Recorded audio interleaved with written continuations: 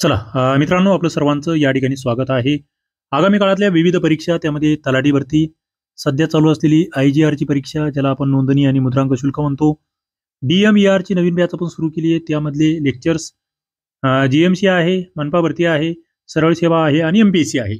या सगळ्यांसाठी एक टॉपिक असतो, तो म्हणजे ट्रान्सफॉर्मेशन. ट्रान्सफॉर्मेशन म्हणजे काय? थोडक्यात वाक्याची रचना, सेंटेन्स स्ट्रक्चर असंही आपण त्याला म्हणू शकतो. त्यासाठी आपण ही आजची टेस्ट बनवलेली आहे इंग्लिशची. 25 प्रश्न आपण बघणार आहोत. 25चे 25 बघा. तुम्हाला लक्षात येईल की कशा पद्धतीने प्रश्न येतात. हे सगळे प्रश्न MPSC कंबाईन, सरळ सेवा, विविध एक्झामला आलेले प्रश्न या ठिकाणी आपण कव्हर करतोय. अभ्यासकट्टा ॲप्लिकेशन आहे, तुम्ही जॉईन करू शकतात. प्ले स्टोअरला जाऊन तुम्हाला ॲप डाउनलोड करता येईल. हा लोगो आहे, किंवा YouTubeच्या कोणत्याही व्हिडिओच्या खाली जाऊन तुम्ही लिंकवरून त्या ठिकाणी डाउनलोड करू शकता ते ॲप्लिकेशन आणि बॅचेस जॉईन करू शकतात. सुरुवात करूया. The restaurant where I had lunch was ideally located. बघा, rewrite removing the relative where. आता हे जे रिलेटिव्ह वेअर आहे ना, वेअर, हे वेअर रिमूव्हिंग करून टाका म्हटलंय, ते काढून टाका. द रेस्टॉरंट वाज, बघा, द रेस्टॉरंट वाज, the restaurant where I had lunch was ideally located असं म्हटलेलं आहे. आता वेअर काढायचं आहे. पहिलं वाक्य दिलंय, the restaurant was ideally located, I had lunch there, I had lunch at an ideally situated restaurant, the restaurant I lunch at was ideally situated, आणि पुढे म्हटलंय, the restaurant in which I had lunch was ideally located. बघा, या प्रश्नाचं उत्तर कसं द्यायचं. या ठिकाणी जर बघितलं तुम्ही, तर दोन वाक्यातलं फक्त उभयान्वय अव्यय काढायला सांगितलेलं आहे. केवळ वाक्य करायला तुम्हाला सांगितलेलं नाहीये. मग कशी रचना होईल? वेअर काढून टाकायचं. हे where, the restaurant in which असेल का? नाही येणार. वेअर काढायचंच आपल्याला, त्या जागेवर दुसरं काही तुम्हाला घ्यायला सांगितलेलं नाहीये. The restaurant where I had lunch was ideally located असं म्हटलं होतं. The restaurant was ideally located, I had lunch there. इथे हा देअर वेगळा आणण्याची काही गरज नाहीये, त्यांनी सांगितलेलंच नाहीये. I had lunch at an ideally situated restaurant असं वाटू शकतं. तिसरं म्हटलंय, the restaurant I lunch at was ideally situated. आता इथे जर आयडियल उत्तर म्हटलं ना आपण, इथे 3 नंबरचं येतं. म्हणजे द रेस्टॉरंट, ते असं हॉटेल जिथे मी जेवण केलं होतं. आता इथे आय हॅड लंच म्हटलेलं आहे, तुम्हाला इकडे हॅड यायला पाहिजे होतं, नाही. आय लंच साधा भूतकाळ आलेला आहे. It was ideally situated. अशा पद्धतीने वेअर काढल्यानंतर ही वाक्यरचना होते. वाक्यामध्ये जो बदल म्हणतो ना, वाक्य रूपांतरण जे आपण मराठीत म्हणतो का, तशी इंग्लिशमध्ये प्रश्न आलेले आहेत. Make and interrogative sentence. Interrogative sentence करा म्हटलंय. बघा बरं का, इंट्रोगेटिव्ह कसं करायचं. इंट्रोगेटिव्ह म्हणजे प्रश्नार्थक करा. सोपं काम झालंय तुमच्यासाठी. देअर ग्लोरी कॅन नेव्हर फेड. कॅन देअर ग्लोरी फेड? हाऊ कॅन देअर ग्लोरी फेड? व्हेन कॅन देअर ग्लोरी फेड? वाय विल देअर ग्लोरी फेड? प्रश्नार्थक करा. प्रश्नार्थकच्या शेवटी प्रश्नचिन्ह पाहिजे. पहिली गोष्ट काय, प्रश्नार्थकच्या शेवटी प्रश्नचिन्ह पाहिजे. आणि ते देअर ग्लोरी कॅन नेव्हर फेड, इथे ऑलरेडी तुम्हाला वाक्यामध्ये काय दिलेलं आहे, एक मॉडेल दिलेलं आहे. आणि ते जर असेल तर तुम्हाला वेगळं काही वापरायची गरज नाही. त्यानेच तुम्ही सुरुवात करतात प्रश्नार्थ वाक्याची. कॅन देअर ग्लोरी फेड, प्रश्नचिन्ह आहे शेवटी. काय प्रश्नार्थी वाक्य आहे, इंट्रोगेटिव्ह सेंटेन्स आपण त्याला म्हणतोय. विधानार्थी वाक्यामध्ये जर निगेटिव्ह काही असेल, तिथे नेव्हर म्हटलंय, नकार असेल, तर त्याचं प्रश्नार्थ करताना ते होकारार्थी होणार आहे, तो नेव्हर निघून जाणार आहे. आणि सगळ्यात महत्वाचं, जे हेल्पिंग वर्ब आपण ज्याला म्हणतोय थोडक्यात, ते सहाय्यकारी क्रियापद ही वाक्याच्या सुरुवातीला घेतलं जातं. कधीही वाक्य प्रश्नार्थी करायचं असेल तर 2 नियम लक्षात ठेवा. Everybody loves beauty, change into a negative sentence without changing the meaning. आता जेव्हा आपलं सेंटेन्सचं हे बदलायचं असतं, स्ट्रक्चर, मिनिंग बदलू द्यायचा नसतो. एव्हरीबडी लव्ज ब्युटी, प्रत्येकाला सौंदर्य आवडतं. म्हणजे असं कोणीच नाही की जो सौंदर्यावर प्रेम करत नाही. तुम्हाला निगेटिव्ह करायचं आहे, निगेटिव्ह करायचं आहे, प्रत्येकाला आवडतं, मग याचं निगेटिव्ह काय होणार? असं कोणीच नाही की ज्याला सौंदर्य आवडत नाही. मग कसं होणार? There is nobody who does not love beauty. There is nobody but loves beauty. No one loves beauty. There is nobody who hates beauty. Everyone loves beauty. No one loves beauty हे तिसरं तर पहिलं cut करा. There is nobody what hates beauty. आता इथे लवचं hates होणार का? No बडी कोणालाच त्याचा तिरस्कार करणं आवडत नाही, तसंही नाही होणार. There is nobody who does not love beauty. असं एकही नसतो की ज्याला ब्युटी आवडत नाही. इथे उत्तर 1 नंबरचं येत आहे. पुढे run fast or you will miss the bus. Choose the correct alternative in which list is use. बघा, ज्या ठिकाणी हा लिस्ट वापरला गेलाय का योग्य प्रकारे ते वाक्य निवडा म्हटलंय. रन फास्ट, जोरात पळ नाहीतर तुझी बस उकेल. Run fast lest you may not miss the bus. इथे म्हटलं you may miss the bus. इथे मे नॉट, इथे मे, शुड नॉट, शुड. काय वाक्यरचना असते? 4 नंबरचा प्रश्न आहे. एका ठिकाणी आज्ञा आहे, एका ठिकाणी परिणाम आहे. असे वाक्य या ठिकाणी हे लिस्टने जोडलेले असेल तर दुसऱ्या वाक्यामध्ये शूडचा वापर केला जातो. बघा बरं का. आणि हा जो लिस्ट हा शब्द, याचा उच्चार लिस्ट असा केला जातो. LEST असा लिस्ट जरी असेल ना, लिस्ट असा उच्चार त्याचा केला जातो. हा जो लिस्ट आहे याचा वाक्यात वापर असेल ना, हे नकारार्थी आहे. आणि हे वाक्यात जर असेल ना, त्या वाक्यामध्ये निगेटिव्ह तो नॉट वगैरे वापरता येत नाही. लक्षात घ्या. म्हणजे इथे जिथे जिथे तुम्ही हा मे नॉट वापरलाय, शुड नॉट वापरलाय, हा जमतच नाही. पण हे जे LESTचं वाक्य जर आलं तर वाक्यात शुड आलाच पाहिजे. Run fast lest you should miss the बस. बघा या ठिकाणी तर लिस्टमध्ये निगेटिव्ह सेन्स आहे म्हणून तो नॉट काढून टाकलाय आम्ही. तो नॉट वापरायची गरज नाहीये त्या ठिकाणी. He could not win a scholarship due to his carelessness. Change the sentence into compound. आता कंपाऊंड म्हणजे काय? संयुक्त वाक्यामध्ये बदला. आता हे सिंपल आहे, त्याला कंपाऊंड करा. Due to his carelessness he could not win a scholarship. He was carelessness naturally he could not win a scholarship. He was careless therefore he could not win a scholarship. On accounts of his carelessness he could not win a scholarship. बघा 5 नंबरचा प्रश्न काय म्हणतोय. आता पहिलं वाक्य जर बघितलं तुम्ही, due to his carelessness he could not win a scholarship. पहिलं वाक्य तर सिंपल सेंटेन्स आहे, सरळ सरळ. इथे तुम्ही जर बघितले वाक्य सुरुवात बघा किंवा शेवटचं on accounts of his carelessness he could not win a scholarship. पहिलं आणि चौथं तर तुमचं सरळ केवळ वाक्य आहे, सिंपल सेंटेन्स आहे. आता पुढे तुम्ही जर बघितलं तर दुसरं वाक्य ही was careless naturally he could not win a scholarship. इथे 2 स्वतंत्र वाक्य आहे. ही वॉज केअरलेस हे एक स्वतंत्र वाक्य, ही could not win a scholarship स्वतंत्र केवळ वाक्य. आम्हाला कंपाऊंड पाहिजे. ही was careless therefore he could not win a scholarship. तो केअरलेस आहे म्हणून तो स्कॉलरशिप जिंकू शकला नाही. हे जे देअरफॉर आहे ना, हे जोडणार आहे, हे कंपाऊंड आहे. उत्तर इथे 3 येतं. 5चं उत्तर 3 येतं. Leave this room or I will compel you to do so. Change into a complex sentence. बघा, leave this room or I will compel you to do so. आता कॉम्प्लेक्स करायचं म्हणजे संयुक्त वाक्य करायचंय. संयुक्त. Unless you do not leave this room, I will compel you to do so. इथे to आला पाहिजे. If you do not leave this room, I will compel you to do so. If you do not leave this room. बघा आता इथे काय काय वापरलंय? Unless, इथे डू नॉट लिव्ह, इथे यू नॉट लिव्ह, इथे unless you leave this room I will compel you to do so. मला कॉम्प्लेक्स करायचं म्हणजे एक मुख्य आणि एक गौण वाक्य आलं पाहिजे. पहिला मुद्दा, जर तू रूम सोडली नाही तर मी तुला कसे तसे करायला भाग पाडेल, असं वाक्य तुम्हाला या ठिकाणी वापरायचंय कॉम्प्लेक्समध्ये. आणि अनलेस ज्या ठिकाणी वाक्यात असेल ना, त्या वाक्यामध्ये नकारार्थी शब्द कधीही नसतो, हे लक्षात ठेवा. म्हणजे इथे पहिलं इथे जर अनलेस आलाय ना, इथे नॉट नसणारच. त्यामुळे पहिलं तर हे चुकलं, नॉट नसणारच. पहिलं विधान तर कट झालं. त्यामुळे if you do not leave this room I will compel you to do so. आपल्या याच्यात बसतंय. आता इथे इफ यू नॉट लिव्ह हे जे आहे डायरेक्ट नॉट नाही येत, टू वापरावं लागेल ना इथे. अनलेस यू लिव्ह रूम हे नाही येत.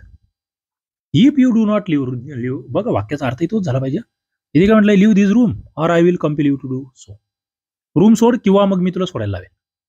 हे कंपाऊंड आहे, इथे ऑरने जोडलं आणि हे कंपाऊंड आहे.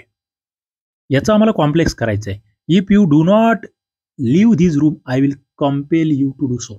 इथे 2 नंबरचं उत्तर येत आहे. वाक्य रूपांतरण बघतोय आपण, ट्रान्सफॉर्मेशन बघतोय. हे सगळे प्रश्न आलेले हा परीक्षांना, सगळे आलेले.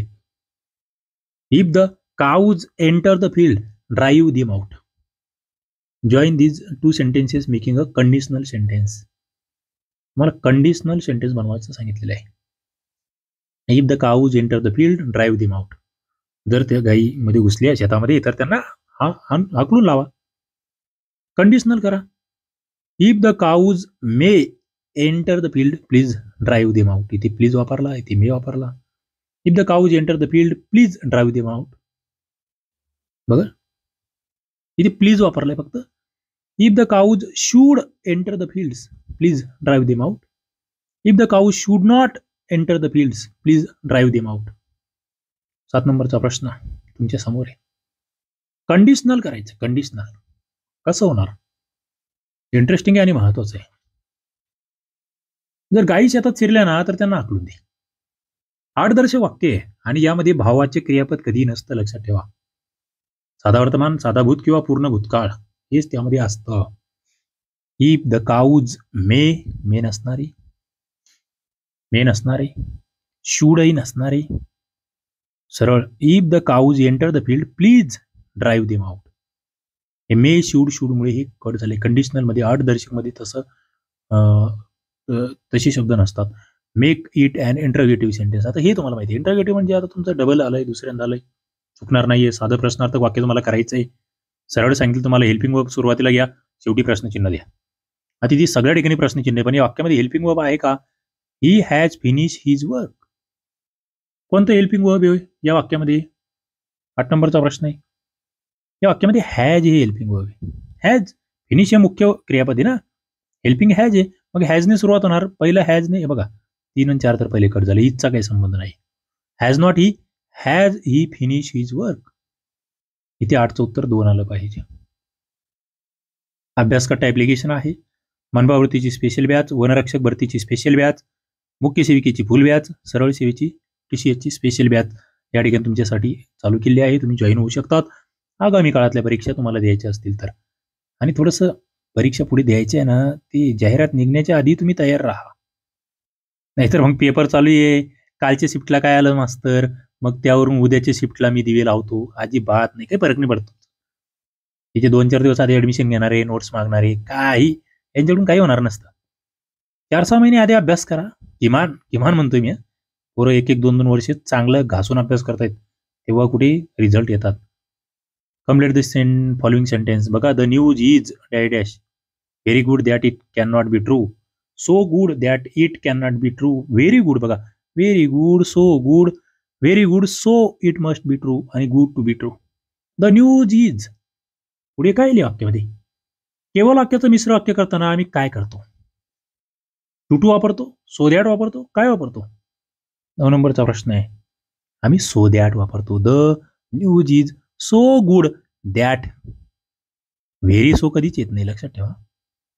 व्हेरी दॅट कधीच येत नाही. हे बस त्याच्यातलं ते लक्षात घ्या. सो दॅटचं लक्षात घ्या. So that it can not be true. Complete the given sentence with suitable clause. उपवाक्य तुम्हाला सांगितलंय. The patient is too weak to walk. सरळ टू काढायचं आहे आणि हे तुमच्यासाठी सगळ्यात सोपं वाक्य आहे. The patient is such weak as he can not walk. So weak that he can not walk. Very weak that. Enough weak that. बघा, such as, so that, very that, enough that. काय येणार? 10 नंबरचा प्रश्न आहे. To ऐवजी काय घेतो आम्ही ते तुम्हाला माहित असलं पाहिजे. ते घ्यायचं आणि त्याच्या पुढे करता घेऊन पुढे कॅन, कुड काळानुसार वापरायचं आहे. पुढे नकारदर्शक काही वाटत असेल तर ते तुम्हाला वापरावं लागतं. 10 नंबरचा प्रश्न तुमच्या समोर आहे. सरळ आहे. टू आला ना, सो दॅट घ्यायचा. द पेशंट इज, इजच्या पुढे टूच्या जागेवर so. Weak that, that. Walk म्हटलं इथे ना, इथे can not, he can not walk. करता घ्यावा लागतोय ना पेशंटसाठी. द पेशंटसाठी ही हा करता घेतला आणि पुढे कॅन नॉट घ्यावा लागेल आम्हाला. निगेटिव्ह सेंटेन्स करतोय आम्ही. कॅन किंवा कुड घ्यावा लागतंय आम्हाला. उत्तर 10चं 2 आलं पाहिजे. सराव करावा लागेल, त्याशिवाय नाही येत उत्तर आहे. पुढे choose the best alternative to complete the sentence the news is too good to be true. झालंय टू टू सो दॅट झालं. पुढे जातोय. Change the following sentence into simple one. बघा सिम्पल करा म्हटलंय. साधं वाक्य बनवा म्हटलंय. The task is so difficult that one man can't do it. So दॅटचं वाक्य आहे, काढून टाका सो दॅट. संपला विषय. 12 नंबरचा प्रश्न आहे. सो दॅट काढायचा आहे. मग सो दॅट काढायचं असेल तर काय करावं लागतं आम्हाला? आणि या ठिकाणी वन मॅन म्हटलंय. वन मॅन, हे जे वन आहे ना, हे वन मध्ये सुद्धा घोळ्या वाक्याचं करता वन आहे. कोणता मॅन? तो वन मॅन, तो व्यक्ती अनिश्चित आहे. म्हणजे तो काढून टाकला तरी चालतो पुढे, जेव्हा आम्ही त्याचं सिंपल करतोय ना तेव्हा. मग बघूया आपण काय होतंय. इथे सोच्या जागेवर काय वापरणार आम्ही ते थोडंसं आम्हाला तिथे बघावं लागेल. 12 नंबरचा प्रश्न आहे. पहिले दिले the task is too difficult for one to do it. सोच्या जागेवर या ठिकाणी टू घेऊ शकतो का आम्ही? इकडे खाली सो दिलाय, खाली इकडे काहीच दिलेलं नाहीये, इकडे काही दिलेलं नाही. मग तिसऱ्यांचं उत्तर पहिलं कट होतंय. टू टू सो दॅटच्या जागेवर too to. The task is too difficult for one to do it. बघा बरं का, 12 नंबरचा प्रश्न तुमचं उत्तर 1 नंबर येते. सो दॅटच्या जागेवर टू टू आला पाहिजे. सरळ सोपं आहे, सरळ सोपं आहे. आणि इथे वन हा करताय ना, वन, म्हणून आपणचा कांट कॅन नॉट काढून टाकला आम्ही. तो काढता येतो जर वन करता असेल तर. पुढे जातोय. तर तो अनिश्चित आहे ना, नेमका कोण माणूस तो माहित नाही, तो एक माणूस. Replace the clause by an infinitive. An इन्फिनिटिव्हने रिप्लेस करा. It was my intention that I would write him a letter. 13 नंबरचा प्रश्न आहे. बघा या ठिकाणी काय उत्तर देणार तुम्ही. तुम्हाला रिप्लेस करा म्हटलं. इन्फिनिटिव्ह, इन्फिनिटिव्ह म्हणजे काय हो? इन्फिनिटिव्ह मध्ये ना टू ने सुरुवात असते एखाद्या क्रियापदाची. Writing letter to him was my intention. It was my intention of writing him a letter. I intended to write him a letter. It was my intention to write him a letter. बघा इथे जो क्रियापद आहे ना, verb, व्हर्बच्या आधी to असतो. To हिम, टूच्या नंतर हिम आहे. हिम काही क्रियापद आहे का? नाही, पहिलं कट. पुढे दुसऱ्या वाक्यात तर टू नाहीच आहे, म्हणजे दुसरं तर येतच नाही इन्फिनिटिव्ह मध्ये. तिसऱ्यामध्ये टू राईट आलंय इथे, आणि इथे टू राईट आलंय. तिसरं आणि चौथं दोन्ही बरोबर येऊ शकतं. हा प्रश्न कॅन्सल झाला होता, पण मी मुद्दाम घेतला तो, कारण की to write and infinitive. Choose the correct alternative from among those given below which will make the given sentence a complex one. बघा 14 नंबरचा प्रश्न तुमच्या समोर आहे. Some workers demolishing an old house came upon a hoard of coins. बघा interesting आहे, महत्वाचं आहे. Choose the correct alternative from among those given below which will make the given sentence a complex one. Complex करा म्हटलंय तुम्हाला. Some workers demolishing an old house come upon a hoard of coins. खाली दिले some workers demolish and इथे and ने जोडलंय old house and came upon a hoard of coins. दुसरं म्हटलंय some workers demolish and old house that came upon a hoard of coins. तिसरं म्हटलंय सम workers हू, इथे हू ने वाक्य हे केलंय. आणि चौथ्यामध्ये some workers came upon hoard of coins, इथे वेगळा प्रकार वापरलाय. बघा 14 नंबरचा प्रश्न तुमच्या समोर आहे. तुम्हाला काय सांगितलं यांनी? कॉम्प्लेक्स करा. कॉम्प्लेक्स मध्ये काय असतं? एक मुख्य वाक्य आणि एक गौण वाक्य असतं. कॉम्प्लेक्स कधी अँड ने वगैरे अशा जोडणाऱ्या उभयान्वी अव्ययाने कधी त्या ठिकाणी जोडले जात नाही. ओके, मग कशाने जोडले जाऊ शकतं? तर बघा, some workers who were demolishing an old house came upon a hoard of coins. हे जे हू आहे ना, हे हू कॉम्प्लेक्स बनवते वाक्याला, संयुक्त वाक्य बनवतं. Change the following sentence into an assertive sentence and choose the correct alternative. O that I were young again. 15 नंबरचा प्रश्न आहे, उत्तर द्यावं लागेल तुम्हाला. असर्टिव्ह करायचं आहे. ओ दॅट, आता हे काय एक्सक्लेमेटरी आहे. I would have like to be young again. I wish I were young again. Would I become young again. I want to become young again. O that I were, हे जे वेअरवाला वाक्य ना, मी जर पुन्हा तरुण झालो असतो, झालो तर, मग हे जे असं झालो तर हे ते असं जे असतं ना काल्पनिक, तेव्हा आय विश वापरावं लागतो. I wish, I were young again. I विशने वाक्याची सुरुवात करायची कधी. 15 नंबरचा प्रश्न आहे, उत्तर तुमचं 2 आलं पाहिजे. आय विशनेच करायची सुरुवात. असं काही जर अशक्यप्राय असेल, आता पुन्हा तरुण तर होत नाही आपण. आय विश माझी इच्छा होती. Replace a clause by an infinitive. सरळ आहे, पुन्हा एकदा इन्फिनिटिव्ह. झालाय हा प्रश्न आपला. पुढे जातो मी. Choose the correct alternative from among दोन. अरे सॉरी, डबल हे झालंय हा स्कॅन. ओके, पुढे जाऊ. I was counting the forms when you entered the room. The simple form of this sentence has been represented by. तुम्हाला काय दिलंय? The simple form of this sentence. Simple form सांगितलंय सेंटेन्सचा. I was counting the forms where you enter the room. I was counting the forms and म्हटलं इथे. I was counting the form at the time of you enter in the room. I was counting the forms while. I was counting the forms as. बघा बरं का, simple करायचंय. Simple कधी होईल? And मध्ये simple होत नाही, व्हाईलने सिम्पल होत नाही, ॲजने सिम्पल होत नाही. जोडणार आहे ना, कोऑर्डिनेटिव्ह कंजंक्शन्स आहे ते. I was counting the forms at the time of your entry in the room. म्हणजे तुझी एंट्री जेव्हा होती तेव्हा माझं काउंटिंग चालू होतं. तुझी एंट्री होत असताना माझं काउंटिंग चालू होतं. असं तिथे आणि जेव्हा तेव्हा असं काहीच नाही आलं पाहिजे. तेव्हा ते सिम्पल मध्ये जातं. आपलं मराठीतलं आपल्याला माहित असेल तर इथे जमतं. Choose the correct alternative which is the best complex sentence form of the given sentence. बघा, कॉम्प्लेक्स म्हटलंय तुम्हाला. Complex sentence. But one can do nothing about the reptiles of the Indian Ocean. आता कॉम्प्लेक्स म्हटलंय, 17 नंबरचा प्रश्न तुमच्या समोर आहे. कसं बनणार complex? But there is nothing about the reptiles of the Indian ocean one can do. But there is nothing इथे अबाउट म्हटलंय for any one to do about the reptiles of the ocean, Indian Ocean. But there is nothing one can do about the reptiles of the Indian Ocean. About the reptiles of Indian Ocean. बघा, आता या ठिकाणी complex करायचं आहे तुम्हाला. Best म्हटलं, best म्हणजे सगळ्यात चांगलं उदाहरण कॉम्प्लेक्सचं कोणतं आहे? संयुक्त वाक्याचं कोणतं आहे? But there is nothing. आता इथे काय दिलं? There is nothing about the reptiles.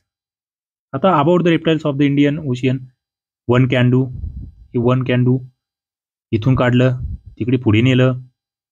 हे वन कॅन डू शेवटी वापरण्याची गरज आहे का? नाहीये. इथे गरज नव्हती वापरण्याची. But there is nothing for, नाही गरज for any one.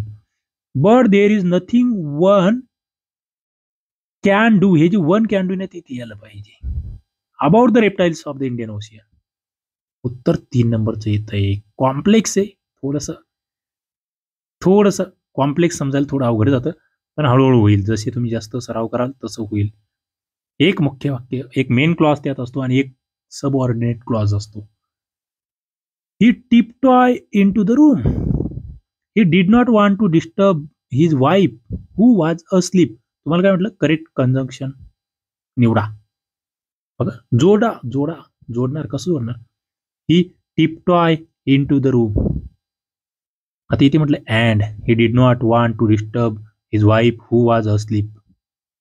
He tiptop into the room lest he should disturb his wife who was asleep. He tiptoe into the room. Room म्हटलंय, रूमाची लिस्ट. He did not. आता इथे list आलंय ना, हे लिस्टच्या पुढे नॉट चालतो का? मला तो सांगा. आपण आत्तावरती नियम पाहिला. He tiptoe into the room through, नाही though he did not want to disturb his wife who was asleep. आता योग्य कंजंक्शन कोणतं आहे? जोडणार उभय आणि अव्यय योग्य कोणतं आहे? He tiptoe into the room and he did not want to disturb his. अँडने नाही होणार. आता ती लिस्ट आलंय, पुढे नॉट आलाय, चुकलं. दो ही डिड नॉट वॉन्ट, ही दोही नाही येणार. ही दो जरी तरी असेल तरी तर. He tiptoe into the room lest he should disturb his wife. हे लिस्ट मध्ये काय नॉटचा मिनिंग आहे माहिती आहे तुम्हाला? वाज असली त्याला ते डिस्टर्ब करायचं नाही त्याच्या वाईफला, त्यासाठी तो लिस्ट शब्द वापरलाय. ते योग्य कंजंक्शन या ठिकाणी आहे, लक्षात ठेवा. The boy was disobedient and so the teacher punish him. तो मुलगा आज्ञाधारक नव्हता आणि म्हणून त्याच्या शिक्षकांनी त्याला शिक्षा केली होती. शिक्षा केली असं म्हणू आपण. आता याचं तुम्हाला सिंपल करायचं आहे. बघा बरं का, हे हे अँड निघून गेलं पाहिजे. कसं काढणार? The teacher punish him because the teacher punish the boy for disobedience. The boy disobey, so इथे सो आला. द टीचर पनिश ॲज आला, संपलं. काटाकाटी करा ना. हे बिकॉज, सो, ॲज चालत नाही.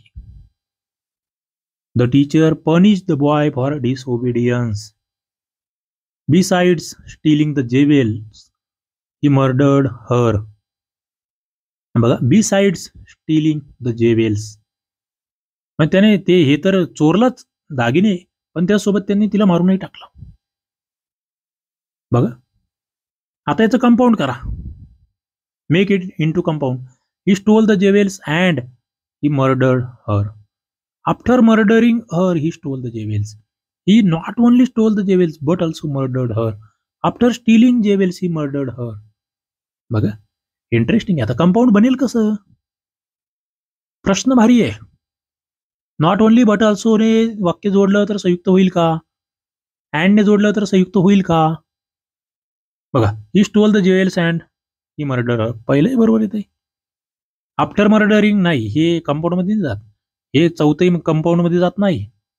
हा, पण तिसरं, he not only stole the jewels but also murder, इथे ना पहिलं आणि तिसरं बरोबर आहे. हा प्रश्न कॅन्सल करावा लागला होता, पण इथे पहिलं आणि तिसरं बरोबर आहे. नॉट ओनली बट ऑल्सो आणि and. Choose the correct yes no question based on the following statement. बघा, he should not have taken part in the essay competition held last week. तुम्हाला येस नो टाईपचं question, yes no question based on the following statement म्हटलंय. तुम्हाला ओळखायचं correct yes no type. Should, आता इथे he should not म्हटलंय. Not have taken part in the essay competition held last week. इथे मग should he, shouldn't he, shall he not, wouldn't he, बस इथेच तुमचं उत्तर आहे. पुढे काहीच नाही याचं.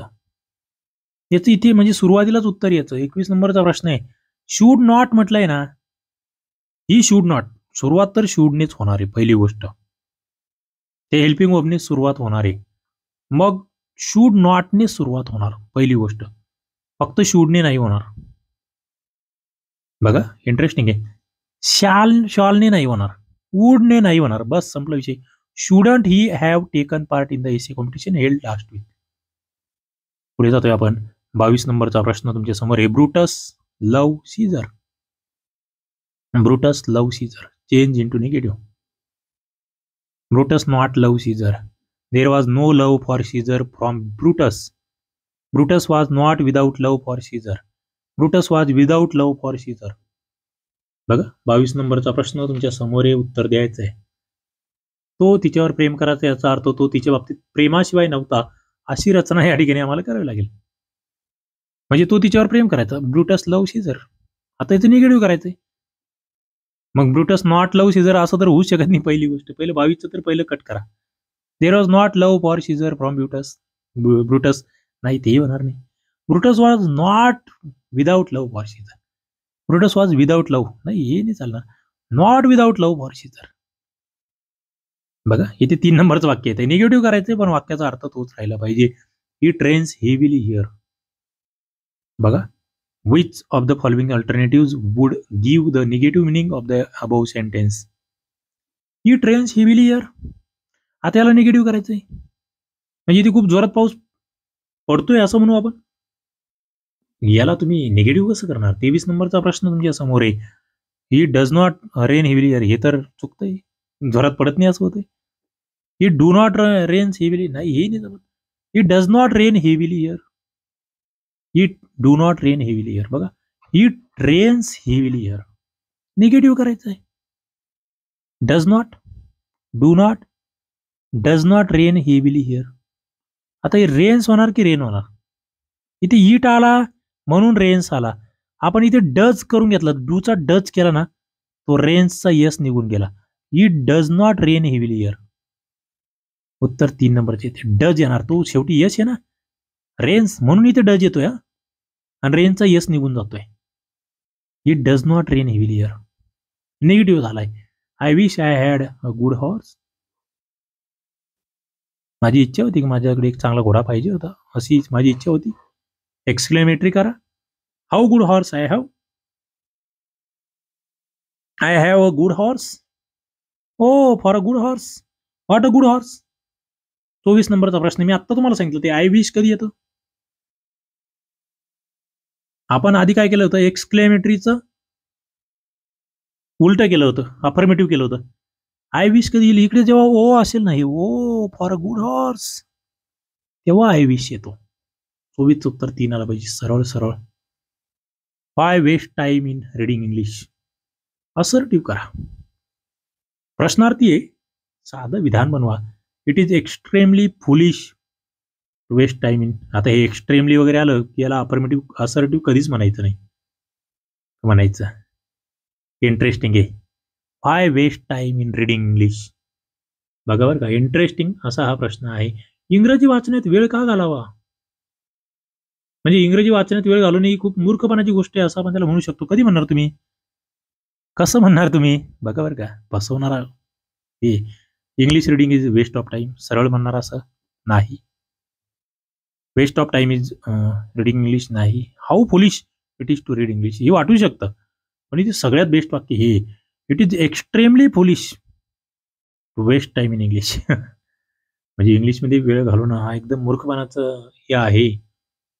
मूर्खपणाची बाबा आहे असं आपण म्हणतोय. 1 नंबरचं उत्तर या ठिकाणी येतंय. फसवणारा हा प्रश्न होता 25 नंबरचा. 25 प्रश्न, नोंदणी मुद्रांक शुल्क. आपण जेवढे लेक्चर घेतले त्यातले खूप सारे प्रश्न येत आहेत. विद्यार्थ्यांचे कमेंट्स, विद्यार्थ्यांचे रिप्लाय मला त्या ठिकाणी आल्यानंतर भारी वाटतं की चला आपण जे घेतलं त्याचा फायदा झाला. पुढे पशुधन पर्यवेक्षक, जीएमसी, तलाठी भरती, ग्रामसेवक भरती याचे लेक्चर कंटिन्यू होत राहतील. तुम्ही या नवीन बॅचेस सुद्धा जॉईन करू शकतात. लेक्चर आवडत असतील नक्की लाईक करत चला, शेअर करत चला, चॅनलला सबस्क्राईब करा. थांबूया. धन्यवाद. आणि खूप जास्त विद्यार्थी मित्र शेअर करतायत लेक्चर, त्याबद्दल धन्यवाद.